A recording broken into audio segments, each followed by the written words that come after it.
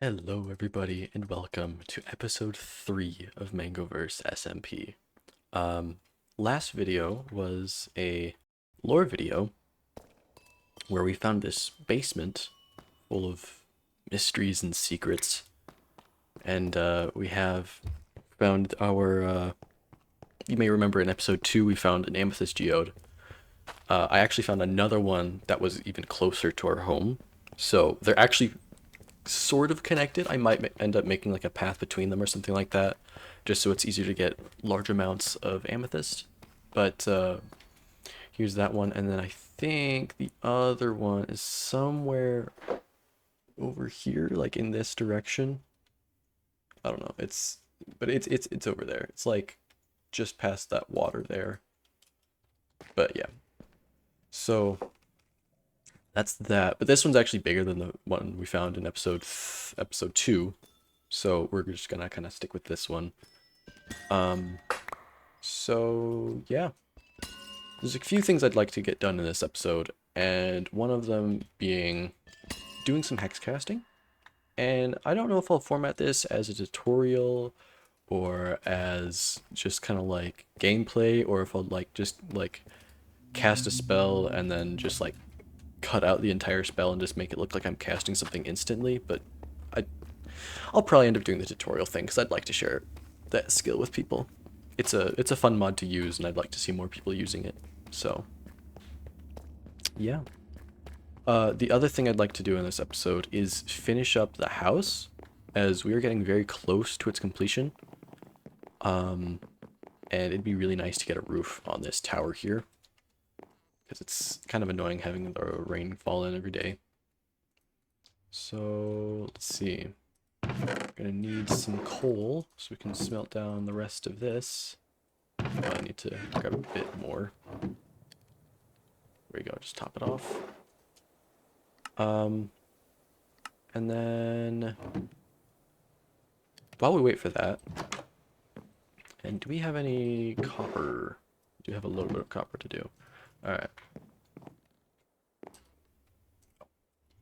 I think I put it in the crafting table, not the furnace. Whoops. So let's cast our first hex, shall we? Now, it's always a good idea to do hex casting and other similar magic or even tech experiments in a large, well-lit open area that you don't care much about destroying. Now, currently, I don't have one. But with hex casting, we can make one. To start with, this area is large, but not well lit. So what we can start with is just a simple spell to create a light where we're looking. So if we take, not here, patterns, basic patterns, the main ones that we'll be using will be Mind's Reflection, which takes you and adds you here, which is called a stack. The reason it's called a stack is off of a type of programming called stack-based programming, where you have a bunch of items on a list, but you can only access the one at the top or rearrange the items on the list. And so Mind's Reflection adds us, you the player, to the list. Then using that, we can use Compass's Purification. Compass's Purification takes the entity at the top of the stack, in this case us, and gets its position.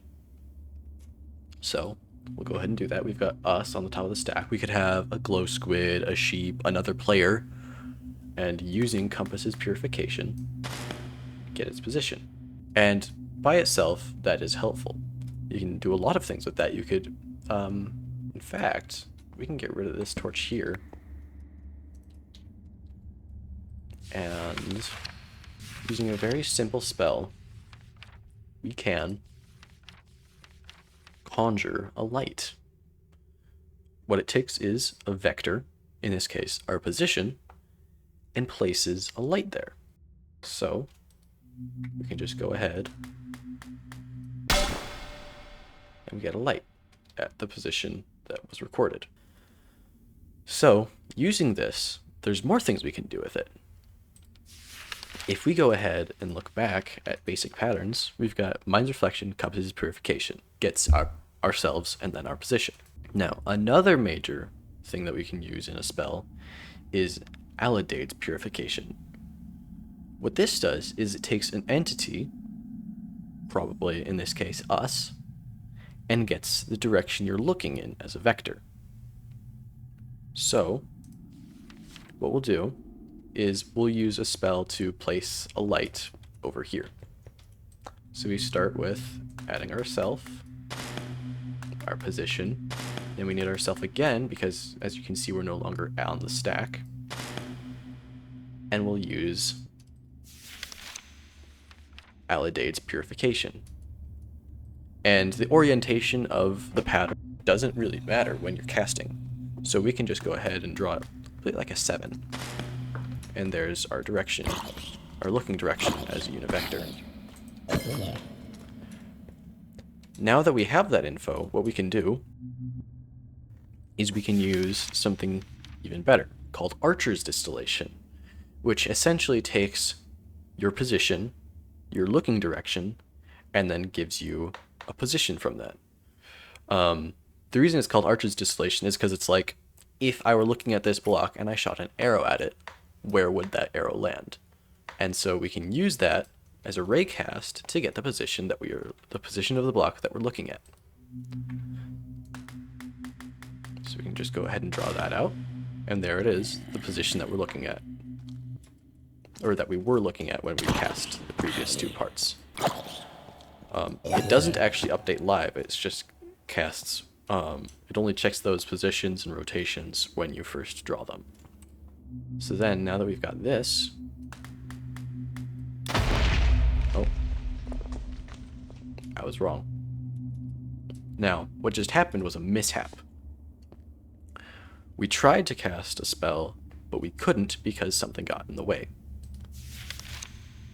And the reason is because it tried to place a light where there's actually a stone block. So what we need to do is, here's a number literal, we'll get into those later, and add, so now that's 1 block above the position it gives us. Goodness, there's so many monsters down here. Let me heal up before I keep going. And then now we can try and cast again. As you can see, there's a light. Helps a lot with lighting up areas. And you can, something that we'll do later on is we'll actually make a trinket for that, as they are very helpful for doing things like this quickly. They're sort of an automation tool, if you will. And I've memorized these, oh, wrong one. Whoops. I've memorized most of the starter patterns, so it makes things pretty easy to just cast.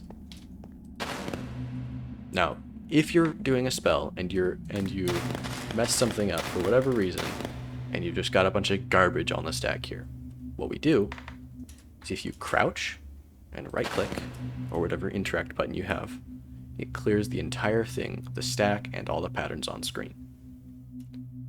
From there, we can start fresh. So we'll put a light over here. Us, our position, us, our rotation, the block we're looking at,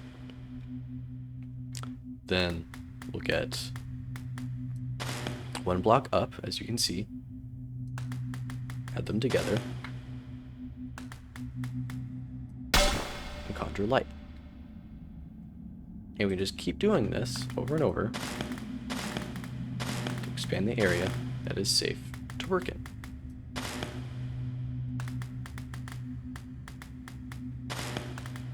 So right now I've got all of my media in this chest. We've got a bunch of amethyst shards, charged amethyst, and amethyst dust. And here's where I'll teach you about costs. If we look here, you can see that we've got amethyst dust, amethyst shards, and charged amethyst. So 1 amethyst dust is equivalent to like 1 media.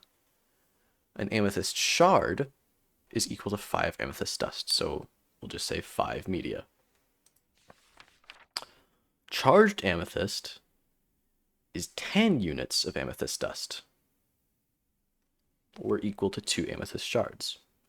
And so different spells require different amounts of media, and some will have different costs. So like there's some nadirs which allow you to put a potion effect on an entity, and those have different costs based on how long or effective they are. One of the major points of progression in hex casting is these ancient scrolls. What they allow you to do is learn new spells that you don't, new patterns that you don't know yet. These are differing from many other types of patterns because what you can't even cast them until later on.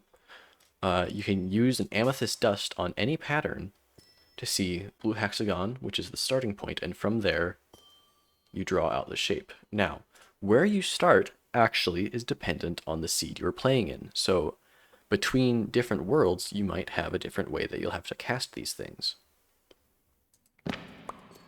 And Mango, our friend, who just so happens to be online, has many extras that he doesn't need.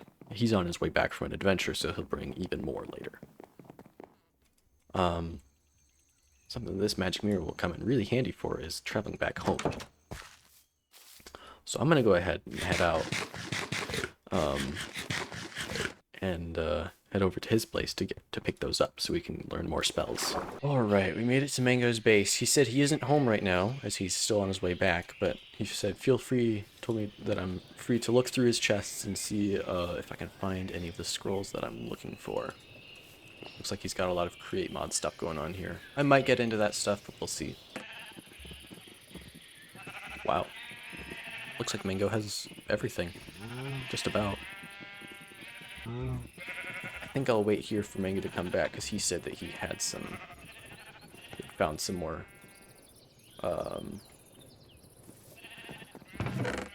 scrolls on his way during his travels. I'm gonna put these back while I wait. I'll update you guys when he's back. Hi, Sark. Hello. How you doing? Doing all right. Notice Okay. the castle is gone. Yeah. Yeah, it is. All torn down. Yep. Yep. The house is yet to be constructed, but it is slowly obtaining all of its resources. Feel free to like take the schematic. It should show up the way it's supposed to. It will lag.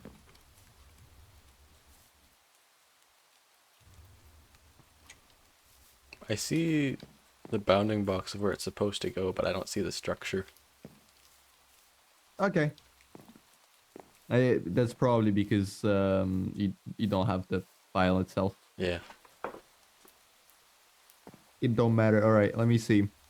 Let me see what scrolls I have gained from this adventure. Wonderful.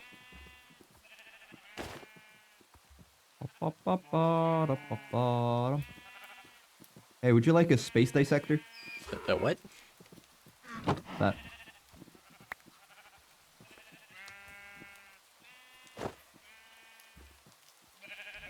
Interesting. Sure, why not? Hey, would you like a rage glove? Sure. How about that too? Rage glove. Okay. Here, have some ancient debris too. And some netherite. Reflecting necklace. Alright then.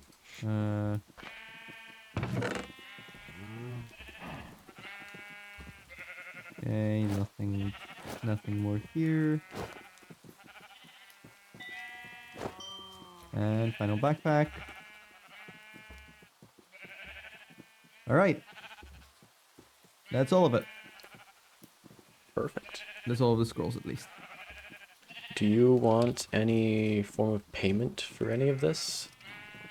Any trinkets that I should make you? Anything like that? Let me think. Mm-hmm. Mm-hmm. No, you can have this too. Not right now. Nothing I can come up with right now will be, Alright. good enough. But who knows? Who knows? Maybe I'll come knocking on your door sometime and I'll be like, hey, remember that one time I helped you out with all of those scrolls? Alright. I'm gonna head back home. Bummer. Oh yeah, actually first this exploring I'm gonna do. But then I'll head home. Got a magic mirror Okay. and boy is it handy. You make sure that it properly works, because mine didn't actually take me back to my place, Yeah, I've used it many because it times was too already, far. so. Yeah, mine's got like 1,000 block range plus extra experience for extra range, so I should be fine. Okay, okay. Alright, see ya. Wish you luck on your adventures. Bye. Bye. So, now we have all sorts of ancient scrolls and powerful spells to use, which will be very helpful for, well, all sorts of things, really.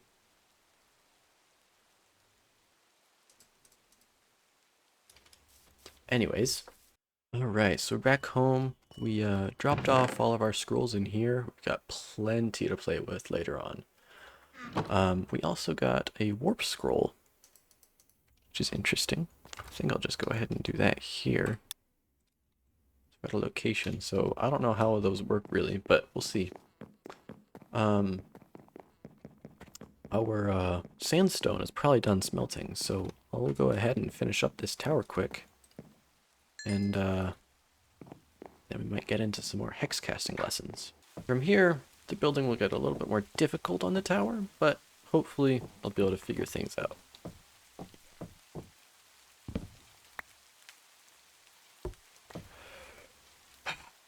So, now that we've done that, I just mined some, not obsidian, amethyst from the geode. And I can show you guys another spell that we can use. We'll go ahead and plant this tree right here. And what we're going to do is we're going to do a little bit of magic. Now, we'll start with just the generic Hexcaster's mantra, as I like to call it. It's just a nice little thing that this set of things specifically is used very often in spells. And so, we'll get the block. Now, something to note about this Archer's Distillation is that it doesn't get the block you're looking at, but rather the first solid block. So if there is water or grass or saplings in this situation, it will pass through that to the first solid block it touches. So that's important because right now what we've got selected here is this grass block. We need to shift that up by 1, like that, and then we can use another spell. It's a block manipulation spell, and we're going to use Edify Sapling. Now what this allows us to do is create an edified tree, and I'll show you that in just a minute. So, go ahead and do this, and here it is, our edified tree. Now, edified trees come in 3 colors: yellow, blue, and purple. Amethyst, aventurine, and citrine. And they also have these edified logs as well. So, and these are all just decorative blocks. So in the basement, we've got that little casting area, and that has edified planks in the roof. So from here, what we can do is we can just cut it down, and this can be used as decorations. We can use the leaves as extra color and all that sort of thing. All right, folks, so we've done a bit of hex casting. Now it's time for some building. Now, I was talking with one of my buddies the other day, and I was telling him how I am running out of storage space. And like I do have a little bit more room like inside the house, but it's really not much. Like there's not much room to put stuff in here. And he suggested having a shed out back. And I was like, "Oh my goodness, that's a fantastic idea. I'm totally going to do that." So that's what we're going to work on next. And I might just move all of this storage stuff in there just to make things a little bit easier. And what we're going to do is we're going to use these spruce logs. And I'm actually going to make, what was I going to make? Some trapdoors as well, so that we can maximize the space without having to sacrifice. So what we'll do is we'll cut down these trees. All right, so we got that down. And then I think we'll just go ahead and do that. I'm gonna strip them. But yeah, we'll use this stuff for the floor in here.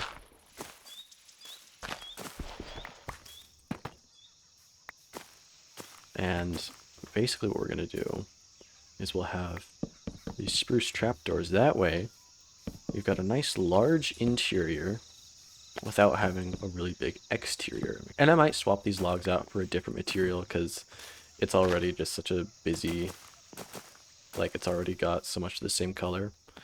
So we can just go ahead and close these. We'll take, I've got all of this zinc, but I haven't used it for anything yet. So we'll need like 8-ish.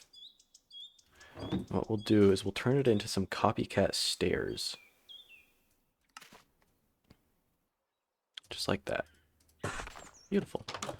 And what we can use that for is, after I put these down, I'm just going to go ahead and bridge it over like that, is we can take some stripped logs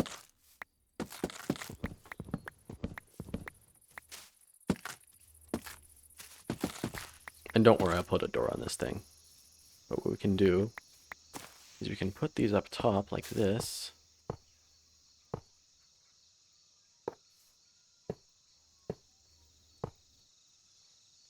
Then use these stripped logs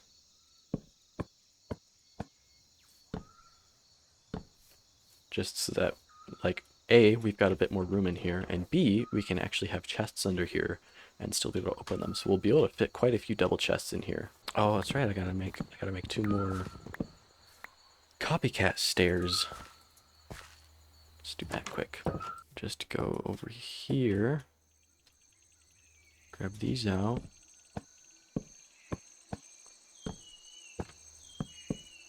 There we go. And that's pretty much the interior. I just gotta put down the floor and then we're all good. After this, I'm gonna make a special item for myself. And I might call the episode there. I might do a little bit of building in between episodes. Just because I don't want this episode to be too long and I want to be able to make some good progress. I want to finish up the top of our tower because I know that's going to take a lot of trial and error, and recording that would not be super helpful for getting that done. So, and there's the interior of it. And what we'll do is we'll move all our chests from in there to in here, including the barrels probably, just to help make the interior feel a little less busy. And yeah, that's that. Alright, so this isn't the final design. I'll probably change some things about this and make it look a little bit nicer, but it's just kind of the general idea. I moved most of our chests in here. These are just empty that I put in here, but this is just kind of the final, not quite the final look, but pretty close. I still have some storage inside. We've got a couple barrels that I'm just going to leave here for now. I'll probably move this one, but I'd like to have it in a chest instead of a barrel. These ones are going to stay though because they've got this smooth deep slate, and so that'll be really nice for when we're building our basement. So those will be staying in here just for being on hand easily. But yeah, there's a few things I'd like to do before I end this episode, and one of them is to create a trinket. Now, trinkets are a very handy hex casting item that I can show you. Here we go, casting items. What all these do, these casting items, they allow you to cast the same things that you can cast in here, but they allow you to just do it by right-clicking the item and it casts for you. So you don't have to write it out every single time. And so we've got ciphers, trinkets, and artifacts. And the difference between the three is ciphers have an internal battery that is used up and then is completely spent, and it can't be used for anything else. The trinket has an internal battery that can be reused and refilled. And then the artifacts have an internal battery that can be refilled, but they can also take media from your inventory, allowing for much easier use because you don't have to worry about always having enough media to fill it up. So what we're going to do is we're going to craft ourselves a trinket. What we'll need for it is we'll need 4 iron and then some amethyst, and we'll probably head down into the basement anyways. So I'll just grab that 4 iron and we'll head down. So we'll take some amethyst shards and craft ourselves a trinket. Now, the way we use these trinkets is a little bit interesting. We'll start by, when you craft a trinket, a cipher, or an artifact, what you have to start with is throwing an item on the ground, and we gotta target it. And for that we can use the basic mantra, and then a different distillation than what we've used before. In the past, we've used an archer's distillation.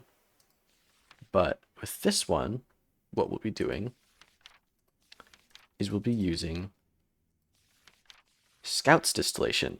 Now, what the Scout's distillation does is it allows us to take 2 vectors, our looking direction and our position, and get the entity that you're looking at instead of the block you're looking at. So in this case, what we'd like to do is we'd like to target these amethyst shards. These sort of act as what we're using to power the trinket.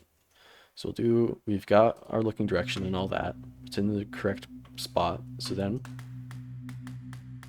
Scout's distillation, and we've got amethyst shard. So we've got 64 amethyst shards on the stack.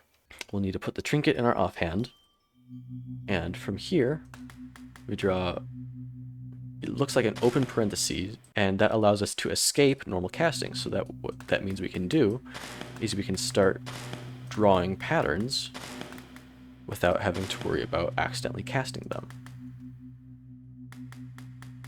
So we got our position, our rotation, and then get the block we're looking at.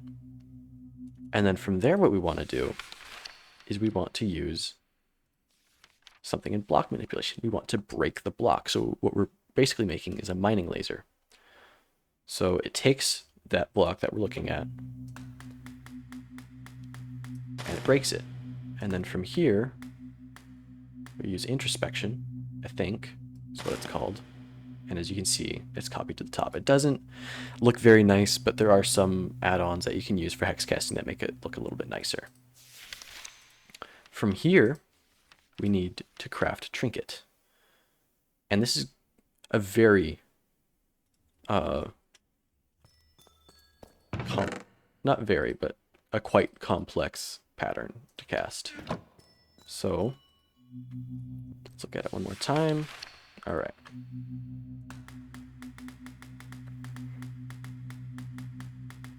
And I've played with this model a lot, so I've got a decent bit of experience doing this. And there we go. That is our first trinket. And now I can show you what it does. Every time we right click, it will break the block that we're looking at. And now, as you can see, I can't target that block. Like with a pickaxe, I can't break it. But with this trinket, off it goes. It's a super helpful tool for just being able to mine out areas and be able to dig out areas without having to worry about how far away something is or how tough it is, and it's just a really helpful tool. So this will be used a lot in the coming videos. You guys will probably see me using it a lot when like mining or even just building, because it's so much faster than just using a pickaxe. That's all for today, guys. Thank you all so much for watching. I really appreciate it. Hope to see you in the next one.